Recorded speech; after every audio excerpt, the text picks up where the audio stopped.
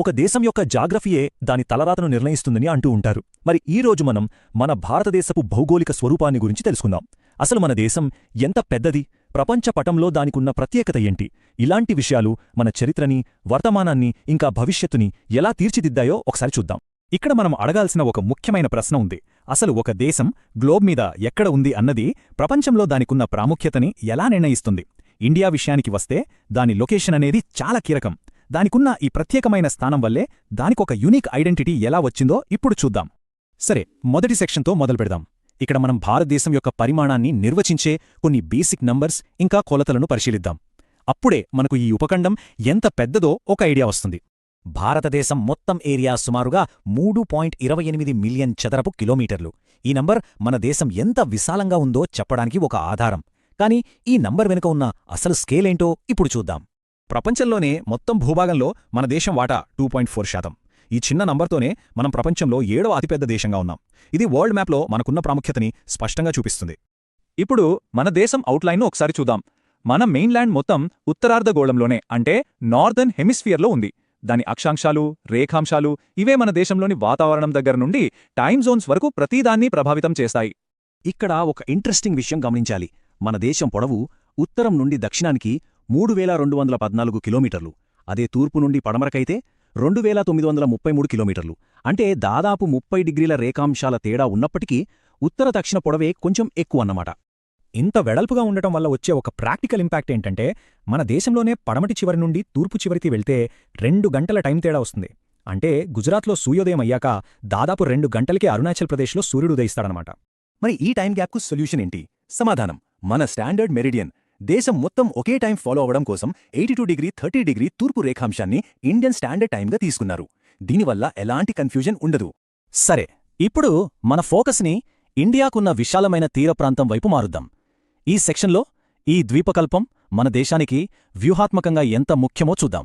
మ్యాప్లో 22 డిగ్రీల ఉత్తర అక్షాంశానికి కిందకి చూస్తే మన దేశ భూభాగం సన్నగా అవుతూ హిందూ మహాసముద్రంలోకి చొచ్చుకుపోయినట్టు కనిపిస్తుంది.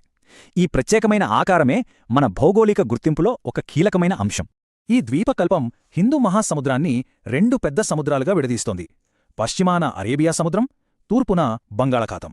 ఈ సహజ విభజన మన దేశ వాణిజ్య మార్గాలకు చాలా ముఖ్యం. మన మెయిన్లాండ్తో పాటు ఇండియాకి 2 ప్రధాన ద్వీప సమూహాలు కూడా ఉన్నాయి. బంగాళాఖాతంలో అండమాన్ నికోబార్ దీవులు, అరేబియా సముద్రంలో లక్షద్వీప్ దీవులు. ఇవి మన సముద్ర ఉనికిని మరింత బలోపేతం చేస్తాయి. ఓకే, ఇప్పుడు మన పర్స్పెక్టివ్ని ఇంకొంచెం బ్రాడ్ చేద్దాం. మన చుట్టూ ఉన్న పొరుగు దేశాలను, వాళ్లతో మనకున్న సముద్ర సరిహద్దులను పరిశీలిద్దాం. ఈ సంబంధాలు మన విదేశాంగ విధానాన్ని ఎలా ప్రభావితం చేస్తాయో కూడా చూద్దాం. భారతదేశం చాలా దేశాలతో క్లిష్టమైన సరిహద్దులను పంచుకుంటుంది. దీనివల్ల మనకు అవకాశాలు ఉంటాయి, అదే సమయంలో కొన్ని సవాళ్లు కూడా ఉంటాయి. ఈ మ్యాప్ చూస్తే మన పొరుగు దేశాలతో ఉన్న భౌగోళిక సంబంధాల సంక్లిష్టత అర్థమవుతుంది. ఒకసారి చూస్తే వాయువ్యంలో పాకిస్తాన్, ఆఫ్ఘనిస్తాన్తో, ఉత్తరాన చైనా, నేపాల్, భూటాన్తో, ఇంకా తూర్పున మయన్మార్, బంగ్లాదేశ్తో మనం సరిహద్దులను పంచుకుంటున్నాం.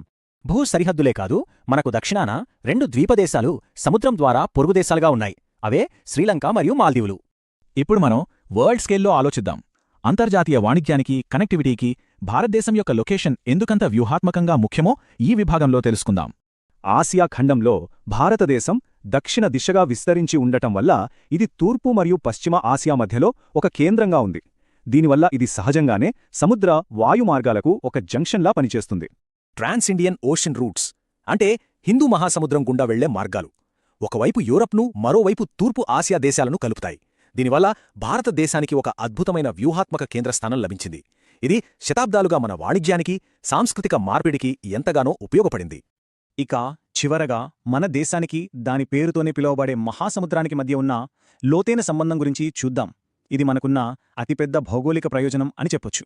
నిజానికి హిందూ మహాసముద్రంలో ఏ ఇతర దేశానికి మనకున్నంత పొడవైన తీరప్రాంతం లేదు. ఈ ఒక్క విషయం చాలు ఈ ప్రాంతంలో మన ప్రాముఖ్యత ఏంటో చెప్పడానికి.